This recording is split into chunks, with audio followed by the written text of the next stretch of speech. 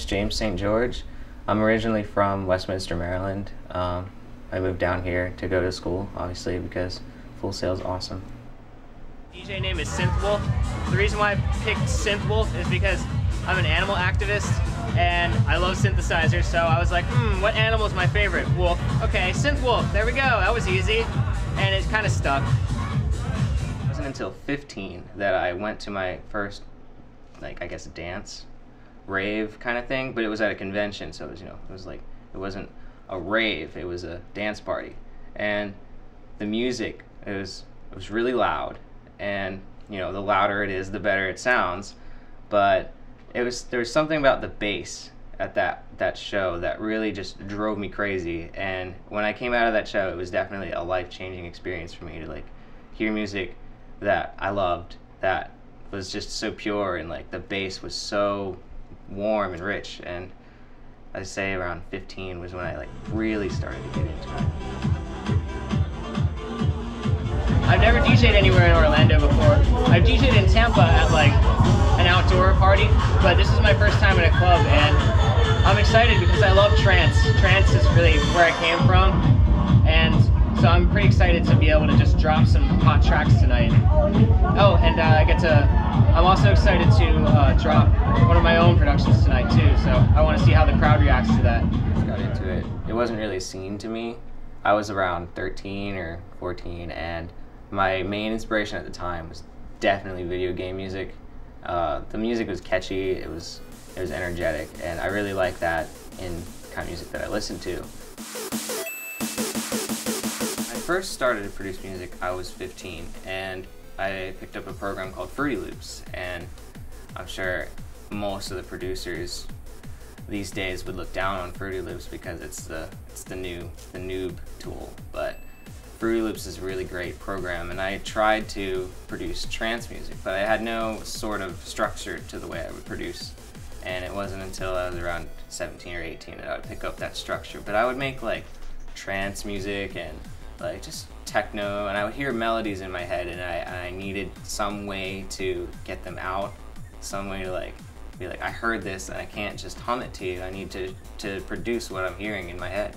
So it was Fruity Loops, and around 15, and that's when I started to produce, and it took me a few years to get to the semi-pro level. A lot of the music that I produced, I was getting heavy influence from UK-based music. I'd say Styles and Breeze, Dougal and Gammer, Hixie, and Kevin Energy and Sharky. These were some DJs in the UK that were coming up pretty big at the time, and now they're at the forefront of that genre. All you guys, man. You guys keep rocking.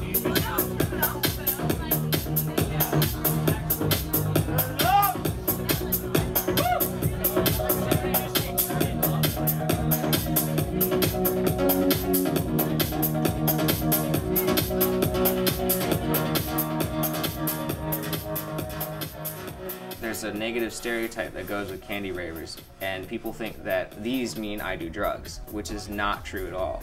In fact, I know many candy ravers who they're sober ravers. All they want to do is just make stuff like this. It's a cultural thing.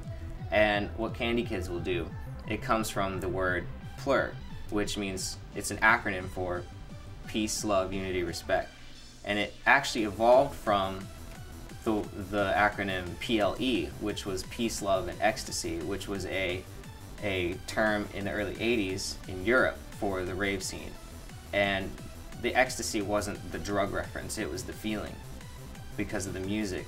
And it wasn't until halfway through the 90s that it turned into PLUR, because people started adding respect to it, because what is culture if you can't respect other people?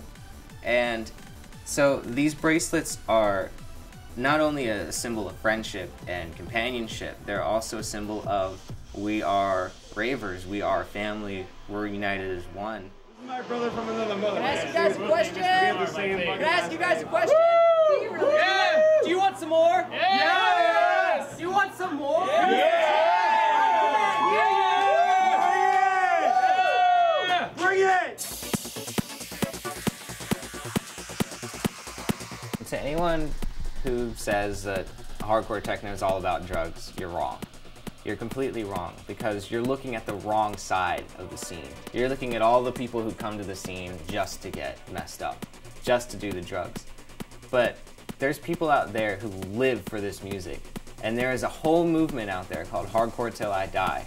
And these people out there love hardcore so much that they will love it until they die. And can you say that about the music that you love? Because in the end, it's all music, so why hate? Well, I thought tonight went pretty good. I was really happy to drop one of my own tracks. I mean, I didn't expect the dance floor to, fill up again like that. Even there was, not that many people here because it was the end of the night. But I was really surprised overall. And this is a really nice environment, especially for trance music. So I had a really good time.